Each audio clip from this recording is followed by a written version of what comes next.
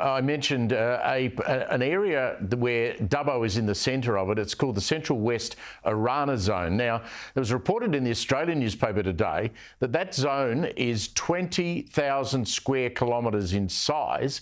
And the idea here is that foreign construction companies are signing contracts to build green energy projects like wind turbines, solar panels, and of course you're going to have transmission lines right through the middle of all of this.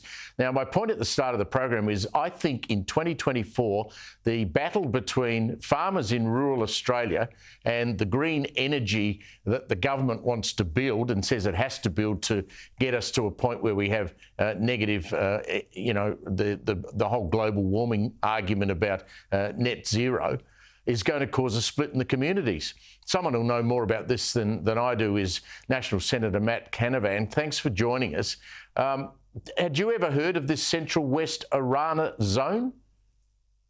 Yes, I had. It's one of a number of different renewable energy zones that's been designated by the New South Wales government. And really, this is just the beginning, Steve. A recent report put out this year by some academics calling themselves the Net Zero Australia Group shows how much of our landscape will be defaced by, as you say, foreign-built solar and wind farms. That 20,000 hectares you mentioned, it's actually going to be a total of well over 100,000 hectares, apparently an area the size of half of Victoria. And this group, this Net Zero Australia Group, they're advocates for net zero. They're not like me who are concerned about it. They want it to happen, and they sort of just mention this and produce these maps with vast swathes of our continent absolutely blanketed with wind turbines and solar panels. And you have to wonder whether any of these academics actually descend from their ivory towers and come out and speak to the landowners and farmers and communities that are expected to just have their ambience, their livelihoods destroyed in this futile attempt to change the temperature of the globe. Yeah, I should correct myself. It's 20,000 square kilometres, the Arana Zone, so it is a huge slice of New South Wales.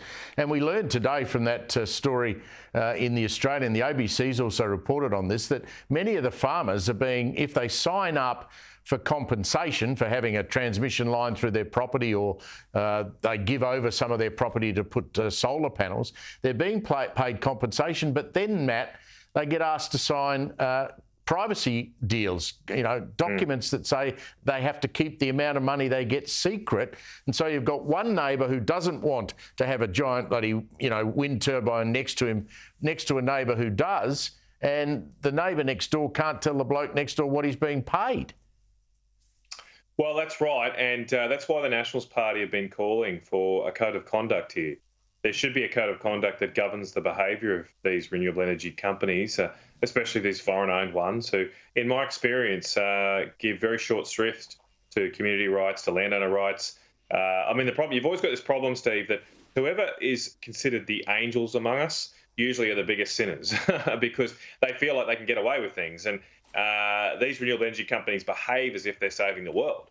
And so why should they have to descend and deal with these sort of difficult town hall meetings and answered questions when you're saving the world? You've got bigger fish to fry, and I just don't see them doing this groundwork, getting people on board. And that's why we need a code of conduct here to govern this behaviour and make sure we get fair outcomes. I agree with you. This issue is going to blow next year. There's going to be a big rally in Parliament House when we come back in February. I know a lot of people here from Central Queensland will be travelling down for that, as will people from all over the country, because the rest of Australia needs to understand what's happening to our environment, what's happening to our landscapes, what's happening to our ability to feed ourselves through the destruction of our land through renewable energy projects.